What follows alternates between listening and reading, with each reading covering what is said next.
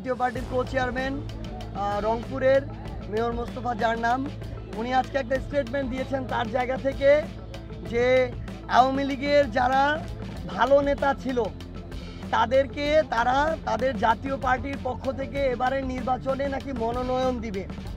তো আসলে সবচেয়ে বড় কথা কি, ওই যে চোরে চোরে মাসতুতো ভাই, একটা তো কথা আছে। তো চোর বাটপার যেগুলো এখন আওয়ামী লীগের ব্যানারে রাজনীতি করার এই বাংলাদেশে সুযোগ নাই, কারণ তারা হাজারের উপরে মানুষকে খুন করে তারা তাদের নিজেদের পতন ঘটিয়েছে, তাদের পতন হয়েছে। তাদের যে মা, সেই মা এই দেশ ছেড়ে পালিয়েছে। সে যদি ওই রকম ভালো হইতো তাইলে তো দাঁড়ায় থাকতো। সে তো জানে যে সে এতগুলা খুনের খুনি এবং নির্দেশদাতা, জনগণ তাকে পাইলে তার আস্ত রাখবে না, এই জন্য সে দেশ ছেড়ে পালাইছে। তো এই এক চোর পালাইছে, আরেক চোর এখন তাদের ব্যানারে, যেই চোর এতদিন তাদের ছায়াতলে ছিল সেই চোর এখন তাদের ব্যানারে তাদেরকে আশ্রয় দেওয়ার কথা চিন্তা করতেছে। আরে আওয়ামী লীগের একটা নেতা এই চুরি বাটপারি সন্ত্রাসী চাঁদাবাজি খুনি এটা ছাড়া কে নেতা হইছে?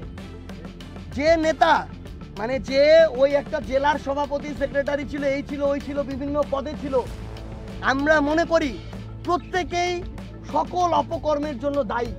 কারণ শেখ হাসিনা গণভবনে বসে নির্দেশ দিচ্ছে আর একাই সব করে ফেলছে, এটা তো না। এই কালপ্রিট গুলাই তো স্থানীয় পর্যায়ে এগুলোর বাস্তবায়ন করছে। এই প্রত্যেক কালপ্রিট তো এই স্থানীয় পর্যায় থেকে শেখ হাসিনাকে ধীরে ধীরে স্বৈরাচার করে তুলছে। আপনারা এতদিন দেখছেন যে আপনি খালি শেখ হাসিনার বিরুদ্ধে কিছু একটা বলেন, সবাই মিলে একসাথে ঝাঁপায় পড়ছে। শেখ হাসিনা এসে ঝাঁপায় পড়ছিল তখন এই স্থানীয় তার যত চালা চামচা তোষামতকারী তারা ঝাঁপায় পড়ছে। তো এরা প্রত্যেকেই এই গণহত্যার জন্য দায়ী। এখানে ভালো নেতা খারাপ নেতার কিছু নাই। এই রিফাইন্ড আওয়ামী লীগের যে গল্প, এই আওয়ামী লীগের দোসর, আওয়ামী লীগের চামচা জাতীয় পার্টির কো চেয়ারম্যান দিতেছে, এই রিফাইন্ড আওয়ামী লীগের আইডিয়া হইতেছে ভারতের দেয়া আইডিয়া। এই আইডিয়া এই বাংলাদেশে বাস্তবায়ন হবে না, অভ্যুত্থান পরবর্তী বাংলাদেশে। আমরা স্পষ্ট করে একটা কথা বলি, এই বাংলাদেশে যারা 2009-এ বিডিআর হত্যাকাণ্ড ঘটিয়েছে, সাপ্লাই আমাদের আলেম ভাইদের উপরে নৃশংস হত্যাকাণ্ড ঘটিয়েছে, এই 24-এর অভ্যুত্থানে হাজারের অধিক ছাত্র জনতাকে খুন করেছে, সেই খুনিরা এই বাংলাদেশে কখনো রাজনীতি করতে পারে না।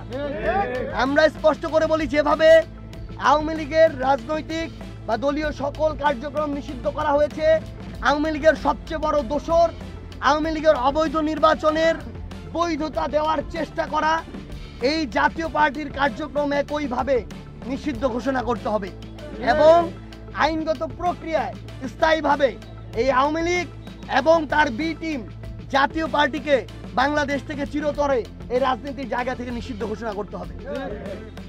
তাদের সাহস কিভাবে হয় গণ অধিকার পরিষদের মতো একটা দলের নিষিদ্ধ নিয়ে কথা বলার? এই গণ অধিকার পরিষদের আমাদের নূর ভাই ফ্যাসিস্ট বিরোধী লড়াইয়ের অন্যতম সহযোদ্ধা, তার অনেক কাজের আমরা সমালোচনা করতে পারি, আমাদের দ্বিমত থাকতে পারে, এটা আলাদা হিসাব। কিন্তু শেখ হাসিনার সময়ে তার ছাত্রলীগ আওয়ামী লীগ যুবলীগের গুন্ডাদের মাইর খেয়ে রক্তাক্ত হয়ে সে রাস্তাঘাটে তাকে পড়ে থাকতে হয়েছে। সে এতদিন ধরে এই লড়াই করেছে, সে অভ্যুত্থান, এই আমাদের অভ্যুত্থানের সময় রাজপথে থেকে লড়াই করেছে। তারা রাজপথ থেকে গণমানুষের সমন্বয়ে সংগঠিত হয় একটা দল। তাদের আলোচনা সমালোচনা থাকতে পারে, কিন্তু যারা এই কথাটা বলে তাদের অস্তিত্ব যে সংকটে, তারা যে অপরাধী, তারা যে অপকর্মের দোষর, এই জন্য তাদের এখন মাথা ঠিক নাই, কি বলতে হবে না বলতে হবে এটাও তারা বুঝতে পারছে না।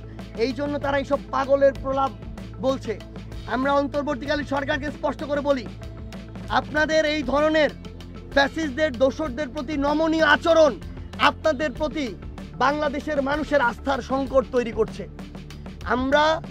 আপনারা শুধুমাত্র একটা গতানুগতিক সরকারের দায়িত্ব পালন করার জন্য যায়েন নাই, আপনারা এতজন মানুষের জীবনের রক্তের উপর দিয়ে সংস্কার করতে গেছেন।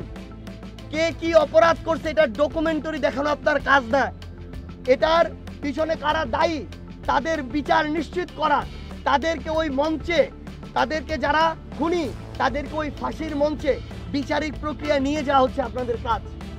ফ্যাসিস্ট এবং স্বৈরাচারের দোসরদের আইনগত প্রক্রিয়া এই অন্তর্বর্তীকালীন সরকারের সময়ে বিচার নিশ্চিত হয়ে তাদের যে রাজনৈতিক কর্মকাণ্ড এবং দল, এগুলোকে নিষিদ্ধ ঘোষণা করতে হবে।